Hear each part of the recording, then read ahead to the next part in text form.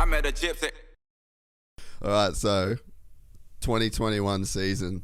If you have to give yourself an overall grade report card, let's go. First semester is Supercross. Second semester is outdoors. Give yourself a school grade. First semester, I'm gonna give that a solid F. I'm giving that an F.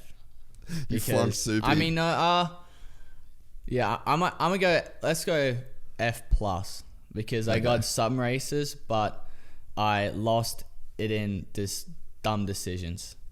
I mean, I got the same amount of wins as Colt, as the guy who won it, but he just had his stuff all sorted where I had a lot of terrible races, so F plus. That's fair. And so, motocross, I feel like this is actually not going to be as good as what people think it is. This grade you're going to give yourself. No, it's the grade. It's not even an A. I think it would be more of a B plus. I'm saying B like, minus. I reckon.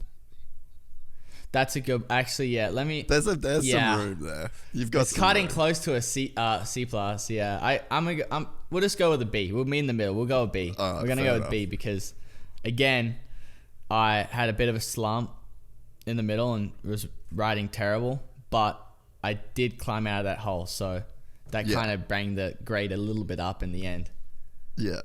No, that's a fair assessment. Yeah, because I know of conversations that we've had, you definitely weren't super stoked, and it wasn't as easy, not as easy, but as like smooth as I think people may think that it was. So we'll kind of get into that, but we'll talk about Soupy a bit more because I feel like if you win an outdoor title, it sort of starts in Supercross. Like you kind of need a little bit of momentum. You need to be healthy. Like that, there's like testing that has to kind of go on, and I think like you see it with Coop, right? Like every year Coop wins a Supercross championship. The outdoor struggles. It was always kind of this. It's always sort of the same unless your name's Ricky Carmichael.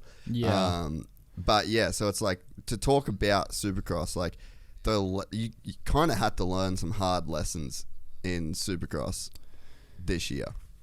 Yeah, no, exactly. You really do. I mean, I learnt the hard way for sure. I didn't get I got pretty harsh injuries. I mean, one I got pretty lucky on, but Supercross is very, very unforgiving. I feel like if you're not like the tiniest thing, and my obviously main things is whoops, but because but the main thing is that's not the whoops were difficult. It's because my mental, I'm too confident, and I know what I'm doing in the whoops, and I'm too confident that I come in with so much speed, and whatever happens, I think I can Superman it out like this.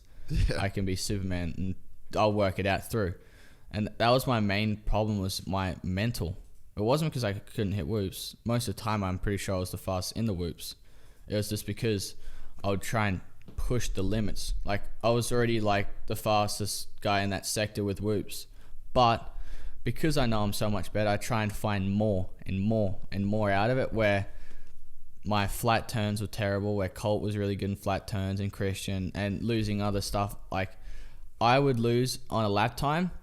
I would lose most of my time on the most basic. I would always be slower than everyone on the like basic section. Like at the one I can only come to mind now is Indy 2. The one that I did my shoulder at and across the start straight was the finish line section. You go that little jump left, another triple right, over and then under the tunnel. I was like 2 tenths off there, 2 or 4 tenths off, and it's the most basic thing. And I know why, but I'm trying to work on it because the more technical stuff I'm fine with. Like I can do technical stuff. It's just the basic stuff somehow. I'm not the fastest there, but yeah.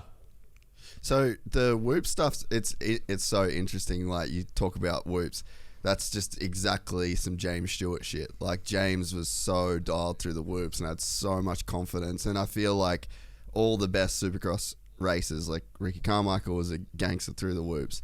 Chad was a gangster through the whoops. James was a gangster through the whoops. Like it seems like a real common thread that if you're going to be a champion in Supercross, like you're going to be one of those dudes that can just dominate it. And do you remember what race it was, Rones? What was the whoop section that was, I think it was like right after the finish line, and then there was a set of whoops and then that big left-hand bowl turn, and you were just that was Salt eating Lake. that up. Was that Salt Lake?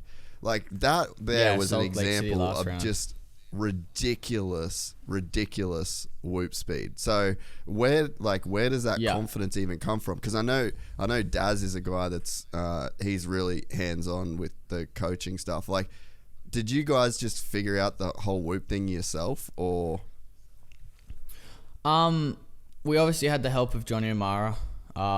Christian Craig did help quite a bit, because when I started Supercross, Craig was on Geico also. He was my teammate, so he helped quite a bit. And Johnny just knowing what to do, because he has so much experience. And we're like, Hunter and I were technically good that all you have to really tell us is, hey, hit your front wheel on each whoop at the top like 6 inches or so of the whoop. Just make sure you hit it 6 inches and above. Just hit the front wheel there each time, and it should, and like obviously squeeze the bike and that stuff. Oh, there's a lot more tinier things, and we're technically correct enough to be able to do that. And I think it's just over the time just getting more confident of people saying whoops are very hard. But me mentally, it's like, if you think it's hard, and if you make your brain think it's that hard enough, that you're obviously going to come into the whoops going, oh, this is going to be hard to get through. Yeah. Where I have the thinking of, I wonder how fast I can go through these, because, and that was my biggest weakness, was my thing is I love going fast. That's why I do racing. I get the adrenaline rush from going stupidly fast. I get more excited if I did something stupidly fast and was on the very edge. But it doesn't always work out. As you've seen, Indy 2, I was just pushing it, and it bites you sometimes, but that also, it's a weakness and a strength of mine, because I can look at any whoop and go, okay, I can get through these, and once I get through them, and if they're really, really hard ones, I'm almost better at those, because I know, okay, these ones are hard ones, I just need to hit every one. Where if they're really easy ones, it's my biggest weakness, because I think I can go Mach 10 to them. Yeah. Like, because they're a lot easier to hit.